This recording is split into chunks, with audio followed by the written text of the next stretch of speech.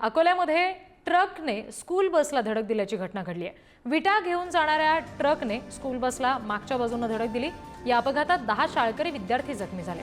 काही विद्यार्थी जखमी झालेले आहेत आणि त्यांच्यावर रुग्णालयामध्ये उपचार सुरू आहेत। अकोल्यातल्या वाडेगाव इथे एका अनियंत्रित ट्रकने शाळकरी मुलांना घेऊन जाणाऱ्या व्हॅनला जोरदार धडक दिली। मिळालेल्या माहितीनुसार ट्रक चालकाचा वाहनावरचं नियंत्रण सुटलं आणि त्यामुळे घटना घडली। विटा घेऊन जाणारा हा ट्रक होता ज्याने स्कूल बसला मागच्या बाजूने धडक दिली। सध्या 10 विद्यार्थी आहेत ज्यांच्यावर जखमी असल्यामुळे रुग्णालयामध्ये उपचार केले जात आहेत। सर्वोपचार रुग्णालयामध्ये अकोल्यातल्या या सगळ्या विद्यार्थ्यांवर सध्या उपचार सुरू आहेत।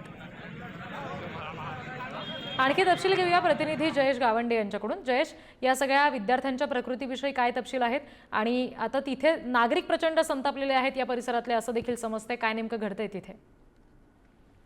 अकोला जिल्ह्यातील वाडेगाव इथली घटना आहे। अनियंत्रित झालेला ट्रक आहे तो स्कूल व्हॅन होती याची, ती विद्यार्थ्यांना घेऊन जात होती आणि त्या विद्यार्थ्याच्या त्या गाडीला वाहनाला जोरदार धडक दिली आहे मागून।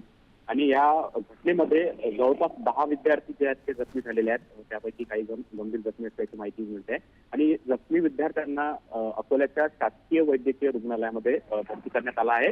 दरम्यान या घटनेनंतर परिसरातील नागरिक जे आहेत ते मोठे संतप्त झाले आहेत, कारण की अपघाताची मालिका जी आहे ती सुरूच आहे। या वाडेगाव येथे अनेक यापूर्वी घटना घडलेल्या आहेत या मार्गावर, त्यामुळे नागरिकांनी काही काळ इथे रास्ता रोको आंदोलन केलं आहे। रिद्धी जी, धन्यवाद जयेश दिलेल्या सगळ्या तपशिलांसाठी।